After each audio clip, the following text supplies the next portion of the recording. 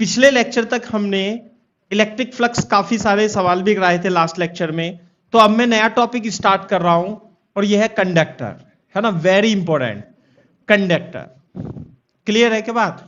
तो what are the conductors, बता सकते हो आप मेरे को कंडक्टर क्या होते हैं? कंडक्टर आर द मटेरियल, देखो मटेरियल कंडक्टर और इंसुलेटर और सेमीकंडक्टर इस तरीके से डिवाइड होते हैं। तो जो कंडक्टर होते हैं इनमें फ्री इलेक्ट्रॉन्स बहुत ज्यादा मात्रा में होते हैं। Free electrons are in excess. Clear है क्या बात? कितने होते हैं? जैसे मान लिया कंडक्टर है कॉपर, है ना, सिल्वर, ऐसे करके ये कंडक्टर के एग्जाम्पल होते हैं। और इसमें जो इलेक्ट्रॉन्स होते हैं, इलेक्ट्रॉन्स एक्सेस बहुत ज्यादा मात्रा में होते हैं।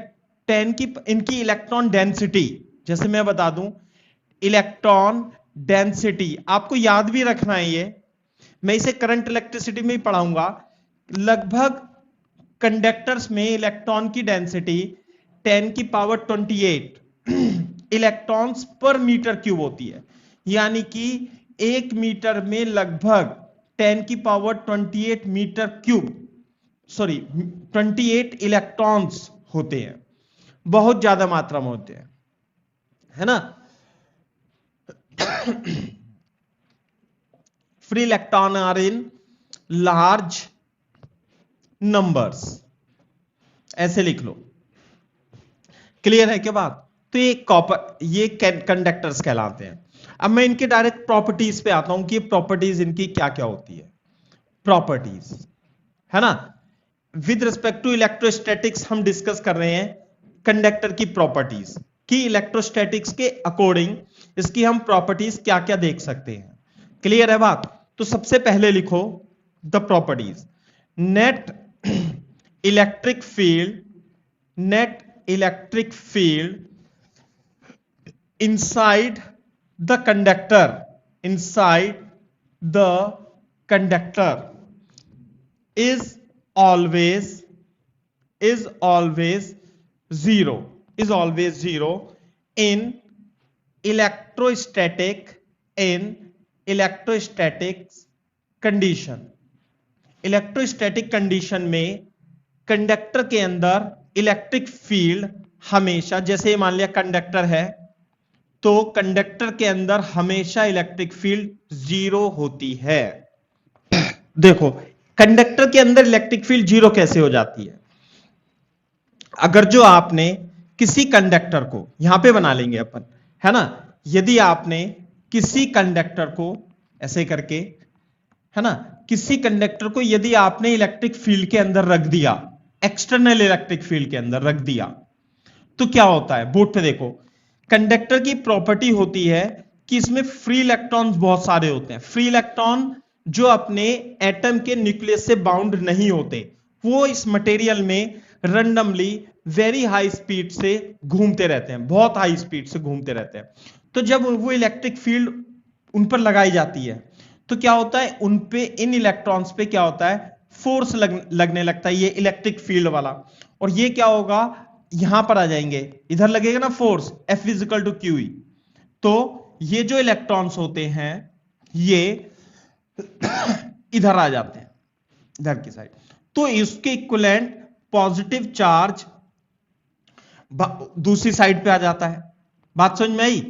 तो अंदर ये चार्ज बोलते हैं, इस चार्ज को बोलते हैं इंड्यूस चार्ज। क्या बोलते हैं? Induce charge. और इस प्रोसेस को बोलते हैं इंडक्शन। क्या प्रोसेस है? प्रोसेस का नाम है इंडक्शन। इंडक्शन की वजह से नेगेटिव चार्ज इलेक्ट्रिक फील्ड की तरफ आ जाते हैं और पॉजिटिव चार्ज दूसरे साइड पे अपीयर हो जाते हैं। तो होता क्या है? इस इंड्यूस चार्ज, ये तो पॉजिटिव इंड्यूस चार्ज है, नेगेटिव इंड्यूस चार्ज है, तो इस इंड्यूस चार्ज की वजह से अंदर एक इंड्यूस इलेक्ट्रिक फील्ड सेटअप हो जाती है जिसकी डायरेक्शन एक्सटर्नल इलेक्ट्रिक फील्ड की डायरेक्शन के अपोजिट होती है। और ध्यान से देखो, जैसे मान लिया ये इलेक्ट्रिक फील्ड है, तो ये जो इंडक्शन है यानी कि transfer of electron to this surface, ये तब तक होता रहता है जब तक कि ये जो इंड्यूस इलेक्ट्रिक फील्ड है, this is the induce electric field, जब तक ये इंड्यूस इलेक्ट्रिक फील्ड इस एक्सटर्नल इलेक्ट्रिक फील्ड के यानी ई के इक्वल और अपोजिट तो है ही, तो इक्वल और अपोजिट ना हो जाए तब तक इसमें इलेक्ट्रॉन का मूवमेंट होता रहता है। और यहां पे यदि आप, ये तो इंड्यूस इलेक्ट्रिक फील्ड आ गई, और यदि इस पॉइंट पे आप नेट इलेक्ट्रिक फील्ड देखोगे तो net electric field, external electric field तो ये हो गई, और इंड्यूस की वजह से इलेक्ट्रिक फील्ड ये हो गई। तो इक्विलिब्रियम में, एट इक्विलिब्रियम, मैं इधर ही लिखता हूं, इक्विलिब्रियम में इंड्यूस इलेक्ट्रिक फील्ड और ये दोनों इक्वल हो जाती हैं। तो नेट इलेक्ट्रिक फील्ड क्या हो जाएगी? Inside, net electric field inside हो जाती है 0। क्लियर है के बात? अच्छा, बोर्ड पे देखो, यदि मान लिया आपने इस इलेक्ट्रिक फील्ड को बढ़ा दिया, यदि आपने इस इलेक्ट्रिक फील्ड को बढ़ा दिया तो क्या होगा? इसके अंदर मेटल की प्रॉपर्टी है कि मेटल के अंदर इलेक्ट्रॉन्स खूब सारे होते हैं, जितना मन करे उतने सारे इलेक्ट्रॉन होते हैं। समझ में आई बात? तो यदि आप इसे बढ़ा दोगे तो क्या होगा? इस मटेरियल में से और इलेक्ट्रॉन्स भी हैं, यहां पे और भी इलेक्ट्रॉन्स हैं, तो और ज्यादा इलेक्ट्रॉनों का ट्रांसफर होगा और यहां पे अब की बार ज्यादा इंड्यूस चार्ज आ जाएगा। तो बोर्ड पे देखो, तो फिर से क्या होगा, ध्यान से सुनो, तो जैसे आपने इसे ई डैश करा तो इंड्यूस इलेक्ट्रिक फील्ड इन इंड्यूस चार्ज की वजह से भी बढ़ जाएगी, और वो किसके बराबर हो जाएगी? इक्विलिब्रियम में वो एक्सटर्नल इलेक्ट्रिक फील्ड के बराबर हो जाएगी। तो फिर से अंदर यहां पे इलेक्ट्रिक फील्ड क्या होती है? 0 हो जाती है, फिर से 0 हो जाएगी। फिर से आप बढ़ाओगे, जितनी इलेक्ट्रिक फील्ड बढ़ाओगे उतना ही इंड्यूस चार्ज आ जाएगा, इंड्यूस इलेक्ट्रिक फील्ड उतनी ही बढ़ जाएगी। तो net electric field ultimately conductor के अंदर 0 ही होनी है। लेकिन इलेक्ट्रोस्टैटिक्स कंडीशन में, इलेक्ट्रोस्टैटिक्स का मतलब ये इलेक्ट्रिक फील्ड टाइम का फंक्शन नहीं होना चाहिए, ये इलेक्ट्रिक फील्ड कांस्टेंट होनी चाहिए। इलेक्ट्रोस्टैटिक्स का मतलब ये है, क्योंकि अगर जो मान लिया ये इलेक्ट्रिक फील्ड टाइम का फंक्शन है तो ये इलेक्ट्रोस्टैटिक्स नहीं रहेगी, तो इलेक्ट्रिक फील्ड टाइम के साथ चेंज होगी और वो मैग्नेटिक फील्ड भी प्रोड्यूस करती है। उसे हम इलेक्ट्रोमैग्नेटिक वेव थ्योरी में बाद में पढ़ेंगे। तो अभी हम इस शब्द का बहुत ही इंपॉर्टेंस है कि इलेक्ट्रोस्टैटिक्स कंडीशन में कंडक्टर के अंदर electric field, net electric field हमेशा 0 ही होती है। ओके, तो ये तो फर्स्ट प्रॉपर्टी हो गई कंडक्टर की।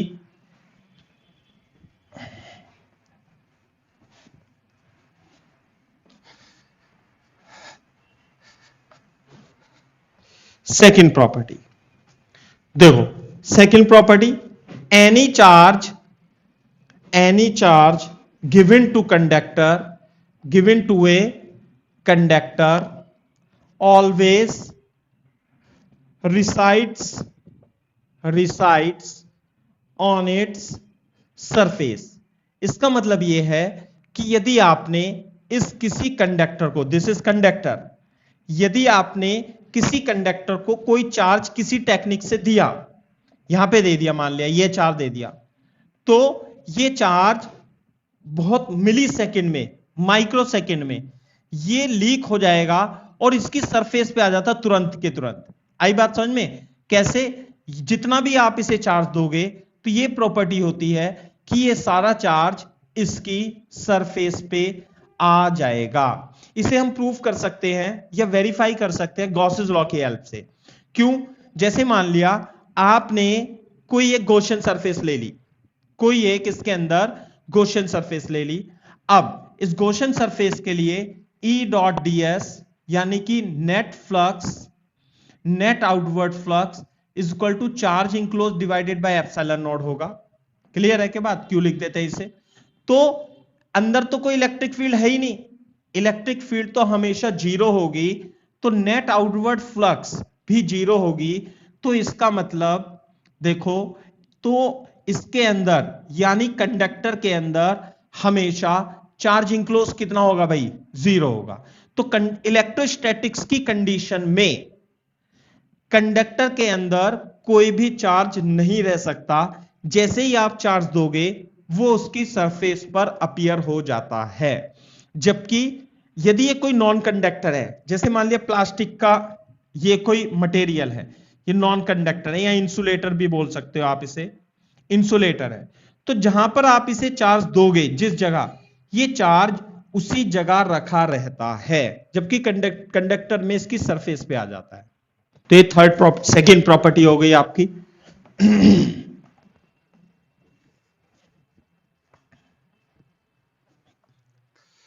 अब देखते हैं अपन third property. What is the third property?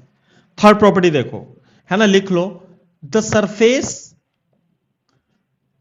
Surface of the conductor, surface of the conductor is equipotential, is equipotential, that is potential on each point of the surface, each point of the surface or at any point inside the surface, inside the conductor लिखो, inside the conductor is always constant, हमेशा constant होता है। कैसे होता है वो मैं आपको बता देता हूं। देखो, जैसे मान लिया ये सरफेस पर, यहां पर पोटेंशियल V1 है, यहां पर पोटेंशियल V2 है। एक बार देख लो फिर कॉपी कर लेना। मान लिया ये कोई पॉइंट है ऐसे करके 1 और ये 2 है। क्लियर है? के बाद हमारे पास रिलेशन होता है dV is equal to minus E dot dr, यही तो होता है भाई, E डॉट dr ऐसे होता है। तो बोर्ड पे देखो, यदि मैं एक पॉइंट से दूसरे पॉइंट तक मूव करता हूं, है ना, तो ऐसे करेंगे इंटीग्रेशन। तो यहां पे मान लिया V1 है, इसे छोड़ दो, यहां पे मान लिया V2 है, कहीं भी मान लिया V1 से V2। तो बोर्ड पे देखो 1 से 2, तो यहां पर अंदर इलेक्ट्रिक फील्ड 0 है, तो जब इलेक्ट्रिक फील्ड 0 है तो 0 ही आएगा। और इधर कितना आएगा? V2 minus V1 equal to 0, तो V2 केवल ये इसके अंदर नहीं, यहां पर कहीं भी कंडक्टर के अंदर इलेक्ट्रिक फील्ड हमेशा 0 होती है।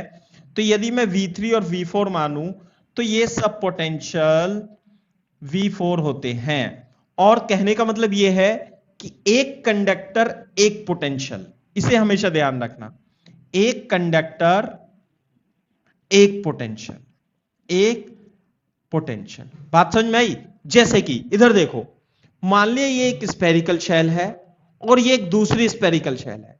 अभी ये अलग अलग कंडक्टर हैं। यदि मैं इन शेल को किसी एक कंडक्टिंग वायर से जोड़ दूं, तो ध्यान से देखो, जब मैं इन्हें जोड़ूंगा तो ये सब एक ही कंडक्टर बन जाएंगे। तो इन सब पॉइंट का पोटेंशियल क्या रहेगा? सेम ही रहेगा। इक्विपोटेंशियल सरफेस होता है।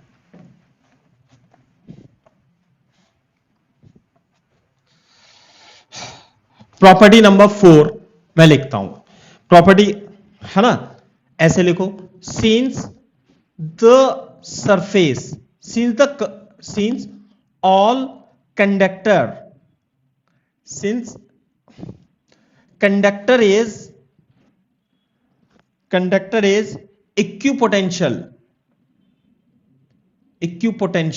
since one conductor is equipotential, so electric flux are always perpendicular to the surface of conductor, to the surface of conductor। जैसे कि मान लिया, ये जैसे मान लिया कंडक्टर है और इस पे आपने चार्ज दे दिया, ऐसे चार्ज दे दिया, या मान लिया कोई कंडक्टर है, आपने इसे चार्ज नहीं भी दिया और आपने किसी से इलेक्ट्रिक फील्ड में रख दिया, ऐसे करके इलेक्ट्रिक फील्ड में रख दिया, है ना, ऐसे करके, like this, you electric field में रख दिया। तो इसमें से जो इलेक्ट्रिक फील्ड होती है, इलेक्ट्रिक फ्लक्स होती है, वो हमेशा 90 डिग्री पे निकलती है, परपेंडिकुलर निकलेगी हमेशा इलेक्ट्रिक फील्ड, ऐसे लाइक दिस। या जब आपने किसी इलेक्ट्रिक फील्ड में इसे रखा है, समझे ना, चलो ये गंदा चित्र है थोड़ा सा, यदि मान लिया जैसे गोला है और आपने इसे इलेक्ट्रिक फील्ड में रखा है, तो इलेक्ट्रिक फ्लक्स हमेशा कैसी होगी भाई, इलेक्ट्रिक फील्ड हमेशा ऐसे होगी परपेंडिकुलर। ये चित्र मैंने बनवा भी दिया था आपको, ऐसे करके इलेक्ट्रिक फ्लक्स ये 90 डिग्री पे निकलेगी, ऐसे जाएगी, मतलब कि ऐसे रखी हुई है ना, तो ऐसे नहीं जाएगी, यूं झुक जाएगी 90 डिग्री पे और 90 डिग्री पर ही वापस आएगी, ऐसे है। और इलेक्ट्रिक फील्ड इसके अंदर कभी एंटर नहीं कर सकती है, ध्यान रखना। तो ये 2-4 प्रॉपर्टी है, मैंने आपको बता दिया, इसके बेसिस पर ही हम क्वेश्चन सॉल्व करेंगे। तो मैं क्वेश्चन स्टार्ट करता हूं आपके, है ना, कंडक्टर से रिलेटेड। फॉर एग्जाम्पल मान लेते हैं हमारे पास एक कंडक्टर है और इसकी रेडियस r है, दिस इज कंडक्टर, क्लियर है बात। This is centre of the conductor, solid sphere है, और यहां पे एक चार्ज रखा हुआ है स्मॉल q, और इसके सेंटर से दूरी l है। यहां पर एक पॉइंट है जो कि इससे x डिस्टेंस पे है। तो आपको क्या फाइंड करना है, फाइंड, है ना, मैं इधर लिख देता हूं फाइंड, चलो इधर ही लिखते हैं जैसे लिखते आ रहे हैं हम। Find first electric field at point P, clear है बात। Second electric potential at point P। Third point electric field at P due to induced charge. Fourth electric potential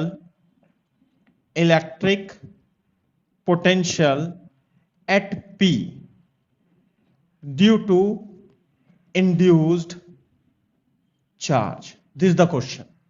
board पे देखो, जैसे कि आप यहां पे चित्र आप देखो, electric field at point P, ये कंडक्टर है, और कंडक्टर के अंदर यदि कोई पॉइंट P पड़ा हो तो उस पर इलेक्ट्रिक फील्ड की वैल्यू कितनी होगी भाई, 0। इनसाइड कंडक्टर हमेशा इलेक्ट्रिक फील्ड क्या होगी, 0 ही होगी। क्लियर है क्या बात। हां भाई, सेकेंड पॉइंट की बात करते हैं। Electric potential at point P की हम बात करें, यहां पर इलेक्ट्रिक पोटेंशियल कितना होगा, तो ध्यान से देखो, जब आप इस चार्ज को रखेंगे, यहां पे मैं लिखता हूं सेकंड का आंसर इस तरीके से, जब आप इस चार्ज को रखेंगे और यहां पर एक कंडक्टर रखेंगे तो क्या होगा बताओ।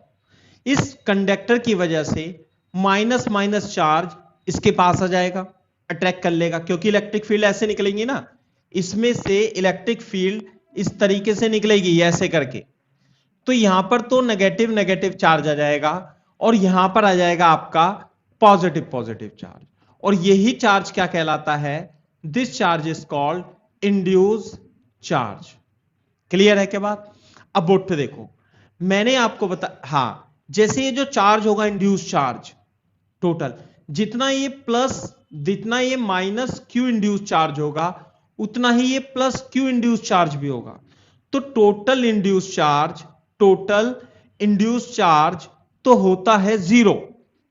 तो बोर्ड पे देखो, यदि मैं इस सेंटर की बात करूं तो इस सेंटर पर जो पोटेंशियल होगा किस किस की वजह से होगा, potential is a scalar quantity, इस क्यू की वजह से पोटेंशियल होगा, इस क्यू की वजह से, तो पोटेंशियल कितना होगा भाई, ये तो एल रखा हुआ है, due to q plus due to induce charge, ये भी तो है इंड्यूस चार्ज की वजह से पोटेंशियल, तो क्यू की वजह से पोटेंशियल के क्यू अपॉन एल होगा, साथ में टोटल इंड्यूस चार्ज जितना नेगेटिव है उतना ही पॉजिटिव है। और ध्यान से देखो, ये सारा का सारा चार्ज इस सेंटर से 0 डिस्टेंस सेम डिस्टेंस पे आर, तो जितना k q minus q induce upon r होगा उतना ही plus k q induce upon r होगा, तो इंड्यूस चार्ज की वजह से नेट पोटेंशियल इस पॉइंट पर 0 होगा। तो सेंटर पर पोटेंशियल कितना आया, के क्यू अपॉन एल। अब ध्यान देने वाली बात यह है, क्योंकि यह है कंडक्टर, अब इस कंडक्टर पर सब जगह पोटेंशियल क्या होते हैं, सेम होता है। तो यदि आपको किसी पॉइंट P पर पोटेंशियल लिखना है तो कंडक्टर के किसी भी पॉइंट पर आपको पोटेंशियल पता हो, तो यानी कि VC यानी के क्यू अपॉन एल, तो वही पोटेंशियल होगा जो कि उसके सेंटर पर है। तो this is the answer of second portion. अच्छा, अब हम बात करते हैं electric field at point P। यहां पर इलेक्ट्रिक फील्ड की बात करते हैं। तो देखो यह भी बहुत अच्छा क्वेश्चन बन सकता है। चलो मैं इसे साफ कर देता हूं थर्ड के लिए, है ना। अब हमें चित्र बनाएंगे दोबारा से। यहां पर इलेक्ट्रिक फील्ड निकालनी है, तो इलेक्ट्रिक फील्ड तो वेक्टर क्वांटिटी होती है, तो इस प्लस क्यू की वजह से इलेक्ट्रिक फील्ड, ये डिस्टेंस x है, डिस्टेंस x है ना भाई, तो q की वजह से इलेक्ट्रिक फील्ड होगी यहां पर इतनी, कितनी होगी इलेक्ट्रिक फील्ड, के क्यू अपॉन एक्स स्क्वायर होगी। बात बिल्कुल सही है। अच्छा, अब ये इंड्यूस चार्ज है, देखो यहां पे ये माइनस है, ये प्लस है, तो ये इंड्यूस चार्ज भी कुछ इलेक्ट्रिक फील्ड यहां प्रोड्यूस करेगा। और उसकी डायरेक्शन वायरेक्शन कैसे देंगे, मैं बताता हूं आपको कैसे देंगे। तो थर्ड क्या था, ड्यू टू इंड्यूस चार्ज, तो ये जो क्यू इंड्यूस है प्लस माइनस को सबको मिला करके जो भी है, तो इंड्यूस चार्ज की वजह से इलेक्ट्रिक फील्ड इधर की ओर होगी। नहीं आई बात समझ में, क्योंकि electric field, net electric field point P पर कितनी है, 0, और वो किस किस की वजह से है, एक तो k q upon x square की वजह से, और एक है electric field due to induce charge. तो electric field due to induce charge होगी minus k q upon x square. This is the answer, this is the electric field due to induce charge. क्योंकि net field 0 होती है conductor में, तो जितनी electric field ये q produce कर रहा होगा उसके अपोजिट और मैग्नीट्यूड में equal electric field induce charge कुल मिलाकर के, है ना, ये कुल मिलाकर के प्रोड्यूस कर रहा होगा, तभी इलेक्ट्रिक फील्ड उस पर 0 है। फोर्थ पार्ट कौन सा है भाई, electric potential at P due to induce charge. अब हम इंड्यूस चार्ज की वजह से इलेक्ट्रिक पोटेंशियल निकालेंगे। बोर्ड पे देखो, इस पॉइंट P पर, फोर्थ, यह है Q और यह है पॉइंट P। इस P पर जो पोटेंशियल है वो किसकी वजह से है बताओ, एक तो के क्यू अपॉन एक्स की वजह से है, और ये जो सारा इंड्यूस चार्ज है ये, दिस इज क्यू इंड्यूस, और एक पोटेंशियल है ड्यू टू इंड्यूस चार्ज। नहीं आई बात समझ में। और इस पॉइंट P पर पोटेंशियल कितना था, इस पॉइंट P पर वही पोटेंशियल था जो इसके सेंटर पे था, और सेंटर पे पोटेंशियल कितना निकाला था, अरे पॉइंट P पर पोटेंशियल निकाला था सबसे पहले हमने, ये था k q upon L equal to k q upon x, तो ये पोटेंशियल आ जाएगा के क्यू इंड्यूस, तो potential due to induce charge वो होगा k q upon L upon k q upon x, तो के क्यू कॉमन लेके 1 upon L minus 1 upon x q induce, this is the potential. तो ऐसे कर लेंगे।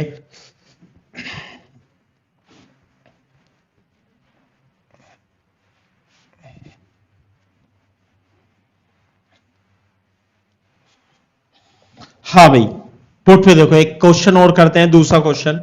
मान लिया ये कंडक्टर है, दिस इज कंडक्टर, रेडियस कितनी है इसकी, रेडियस इसकी आर है, सेंटर ये है।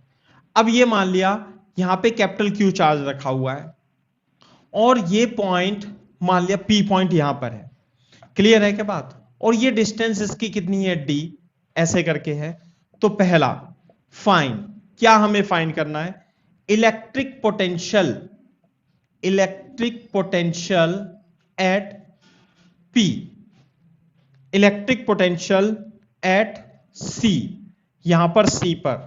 दूसरा, electric potential at P due to induce charge, induce charge. बताओ इसका आंसर।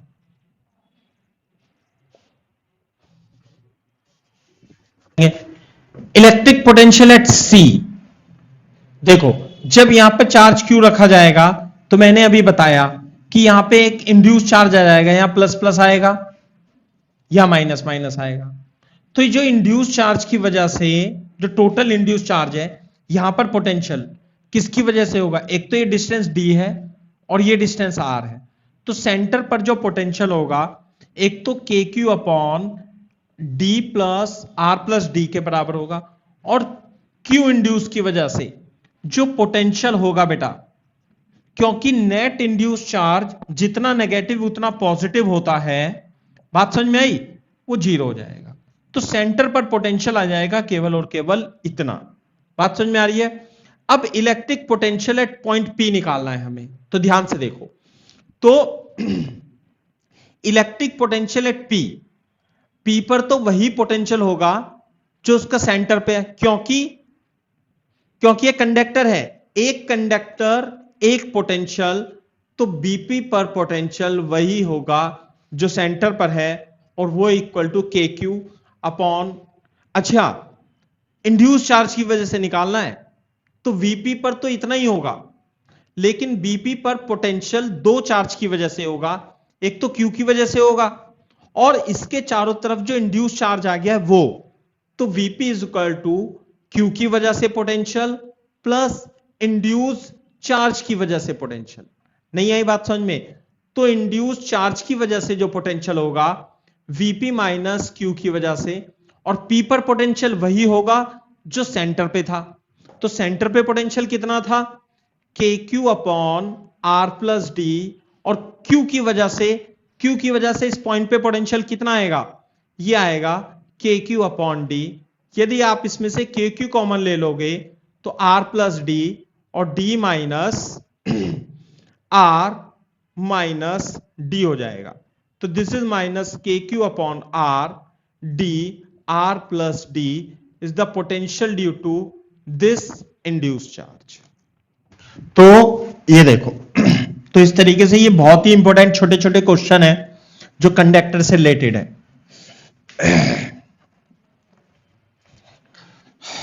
जैसे कि अब देखो, ये मैं करा चुका हूं, मैं एक बार थोड़ा तेजी से रिवीजन कराता हूं आपको। हेडिंग डालो potential at different point due to concentric shells. देखो, कॉन्सेंट्रिक शेल्स की वजह से डिफरेंट पॉइंट पर पोटेंशियल क्या होता है, इस बात का ध्यान रखेंगे हम। पहला पॉइंट दिखा देता हूं क्योंकि ये यूज होने वाला है अभी, कि अगर जो आर रेडियस की शेल को आपने या कंडक्टर को क्यू चार्ज दे दिया, तो इसके आउटसाइड जो पोटेंशियल होगा वो के क्यू अपॉन स्मॉल आर होगा, ऐसे करके। क्लियर है क्या बात? दूसरी बात, इसके अंदर किसी भी पॉइंट पर वही पोटेंशियल होगा जो इसके सेंटर पे था। तो जैसे इस पॉइंट पर पोटेंशियल लिखें, कितना होगा भाई? K q upon capital R, outside k q upon small r, inside the potential which is at the surface of the spherical shell, that is k q upon capital R. दूसरा point लिख लेना आप इसमें, कैसे कि मान लिया हमारे पास ये एक शेल है और ये इसकी रेडियस आर है, इसकी रेडियस 3r है। तो यहां पे चार्ज q और यहां पे मैंने इसे चार्ज 3q दे दिया। तो अब मेरे को पोटेंशियल बताना है कौन कौन से पॉइंट पे। एक यहां पर बताना है जो कि इसकी डिस्टेंस 2r पर है, ये पॉइंट 1 हो गया। एक बाहर बताना है पॉइंट 2 पर, है ना, और इसकी रेडियस, इसकी दूरी 4r है। तो ध्यान से देखो, 1 पर पोटेंशियल, हां भाई 1 पर जो पोटेंशियल होगा कि Q की वजह से होगा। तो ये वाला जो ये पॉइंट है ये इस शेल के बाहर है, तो बाहर तो पोटेंशियल इतना होगा, तो कितना होगा भाई? के क्यू अपॉन 2r, क्योंकि ये डिस्टेंस कितनी हो गई? ये 2r के बराबर है। लेकिन अभी तो चार्ज इस पर भी है, इस 3q चार्ज के लिए जिसकी रेडियस 3r है, ये पॉइंट 1 अंदर है, तो जो अंदर पोटेंशियल होगा वही होगा जो उसकी सरफेस पर होगा। तो सरफेस पर कितना पोटेंशियल होगा अंदर की साइड, के क्यू अपॉन रेडियस कितनी है इसकी, इसकी रेडियस है 3r, तो 3r हो जाएगा। तो दिस इज द आंसर। दूसरी बात, अब बोर्ड पे देखो, यदि मेरे को आउटसाइड निकालना है तो ये जो चार्ज है, ये चार्ज के लिए ये पॉइंट आउटसाइड है, साथ में इस चार्ज के लिए भी ये पॉइंट आउटसाइड है, तो आउटसाइड तो के क्यू अपॉन आर होता है, तो क्यू की वजह से 4r डिस्टेंस पर जो पोटेंशियल होगा वो के क्यू अपॉन 4r होगा। दूसरी बात, इस 3q की वजह से ये पॉइंट बाहर है, तो के 3q अपॉन डिस्टेंस 4 ही होगा। सॉल्व कर लेना, आंसर आ जाएगा। आप मेरे को ये बता सकते हो कि ये डिस्टेंस r/2 है यहां पर और ये पॉइंट 3 है, तो 3 पर पोटेंशियल बता सकते हो सौजन्या कितना होगा? देखो ये पॉइंट इसके लिए भी अंदर है, वेरी गुड। ये वाला जो पॉइंट है 3 इसके लिए अंदर है, तो इनसाइड तो पोटेंशियल के क्यू अपॉन इसके लिए आर हो जाएगा, और ये 3 पॉइंट बड़े वाली शेल के भी अंदर है, तो ये 3 के क्यू अपॉन 3r ही हो जाएगा। r/2 का कोई रोल नहीं रहेगा इसमें। एग्जाम्पल और मैं आपसे पूछता हूं अब, जैसे मान लिया इसकी रेडियस a है और इसकी रेडियस 2a है, इसे चार्ज दिया मैंने q, इसे चार्ज दिया मैंने 3q, तो यहां पर है पॉइंट P इस सरफेस पे, तो यहां पर पोटेंशियल बताना है अपने को। तो क्या बताएंगे पोटेंशियल? देखो ये पॉइंट P इस Q के लिए क्या है, आउटसाइड है, और ये डिस्टेंस कितनी हो जाएगी इसकी, ये तो 2a हो जाएगी, तो KQ अपॉन 2a इसका आंसर आएगा, है ना। और दूसरी बात, ये वाला जो चार्ज है, ये चार्ज और ये पॉइंट P है, तो ये तो इसके सरफेस पर है, तो 3q की वजह से KQ अपॉन और जो रेडियस आएगी वो 2a आएगी, तो दिस इज द आंसर। जो भी आप सॉल्व करना चाहो, 4KQ upon 2a that is 2KQ upon a is the correct answer. ये है, तो ये मैंने आपको पोटेंशियल में भी करा दिया था और इसमें भी कराएंगे, और इसमें तो इसके बहुत सारे क्वेश्चन आएंगे, है ना, तो इसलिए मैंने आपको एक बार रिवाइज करा दिया। और मैंने कॉन्सेप्ट आपको बताया क्या, कि आउटसाइड तो पोटेंशियल के क्यू अपॉन स्मॉल आर होता है, इनसाइड पोटेंशियल वही होगा जो उसकी सरफेस पे होगा, है ना। अब कंडक्टर से रिलेटेड दूसरी मैं पॉइंट डिस्कस करता हूं, अर्थिंग ऑफ, ऐसे लिखो, earthing of conductor, earthing of conductor. Conductor को अर्थ कैसे करते हैं, है ना। अगर जो मान लिया ये कोई कंडक्टर है और इसे आपको अर्थ करना है, तो ग्राउंड बोलते हैं इसे, और इस तरीके से इसके 3 डंडे लगा देते हैं। तो जब भी आप किसी कंडक्टर को अर्थ करते हो, यहां पे एक स्विच भी लगा देते हैं ऐसे करके, ये स्विच हमने ऑन कर दिया ऐसे करके, है ना, तो इसका पोटेंशियल, ग्राउंड का पोटेंशियल कितना मान लेते हैं हम, अर्थ का पोटेंशियल 0 मान लेते हैं, तो जिस कंडक्टर को आप अर्थ करोगे उसका पोटेंशियल हो जाएगा 0। तो पहला पॉइंट क्या है कि potential of earth is to be assumed 0। Clear है क्या बात, क्लियर है बात। देयरफॉर अभी इसे इस कंडक्टर से ग्राउंड से 0 किया है, तो ग्राउंड का 0 है, तो ये भी एक कंडक्टर बन गया ना, फिर एक कंडक्टर बन गया। Therefore potential of conductor, potential of conductor become 0। Ground कर दो, किसी भी कंडक्टर को ग्राउंड करोगे तो पोटेंशियल उसका 0 लिख दो बस। क्यों? क्योंकि अर्थ का भी 0 है, तो एक कंडक्टर बन गया ना, ये अर्थ के साथ ही एक कंडक्टर बन गया, तो एक कंडक्टर एक पोटेंशियल। दूसरा, when ever a conductor is connected with अर्थ, मैं लिख देता हूं, अभी एक्सप्लेन कर देता हूं फिर, with earth, then charge flows in such a way so that potential of conductor becomes zero।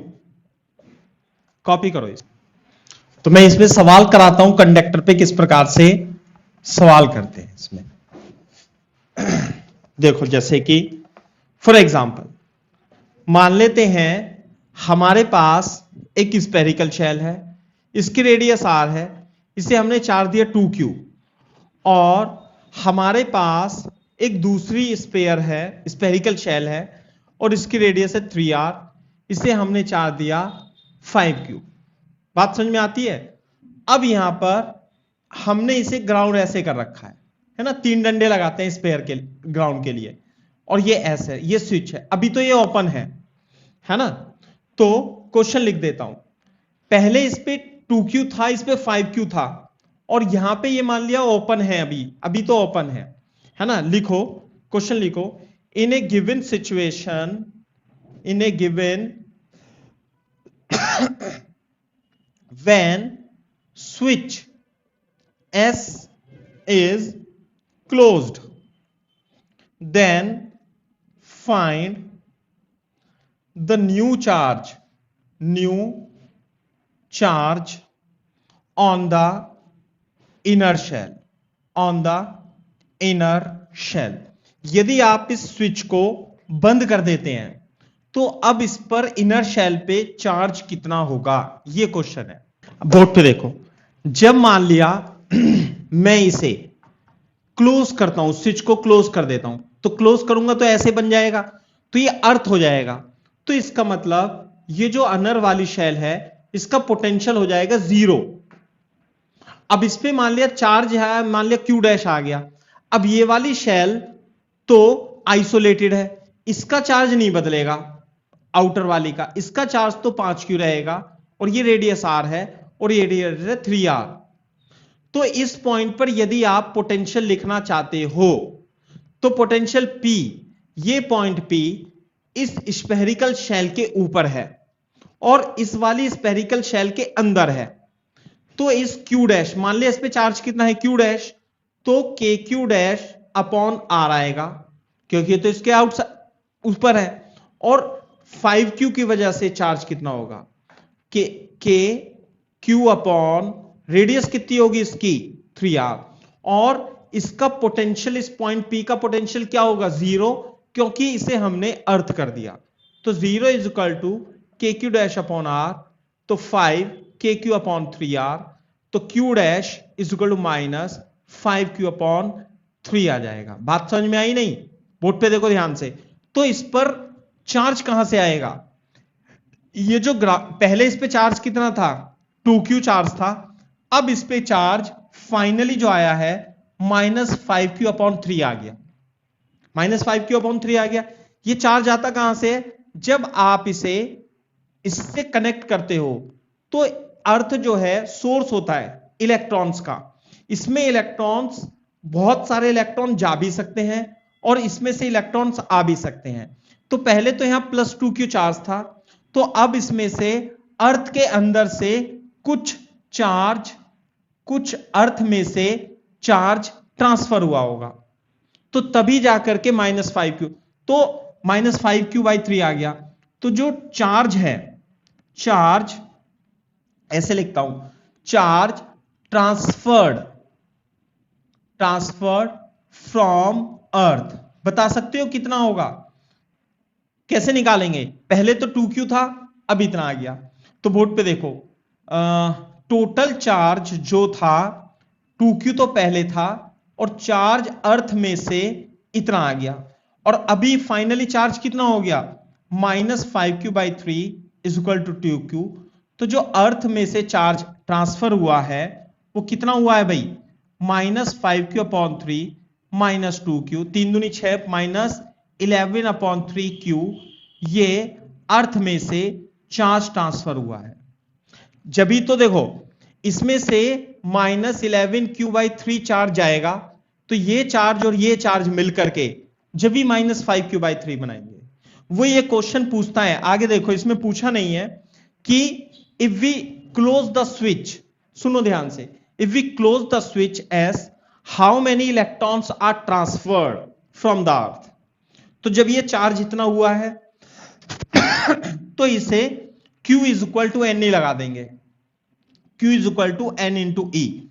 तो नंबर ऑफ इलेक्ट्रॉन जो होंगे, नंबर ऑफ इलेक्ट्रॉन्स जो अर्थ में से आएंगे वो कितने आएंगे, -q/3, माइनस को छोड़ देंगे क्योंकि नंबर को काउंट कर रहे हैं, और ई से डिवाइड देंगे। तो this much electrons are transferred from earth to the inner shell so that it become the potential of this shell become 0। ऐसे कर लेंगे।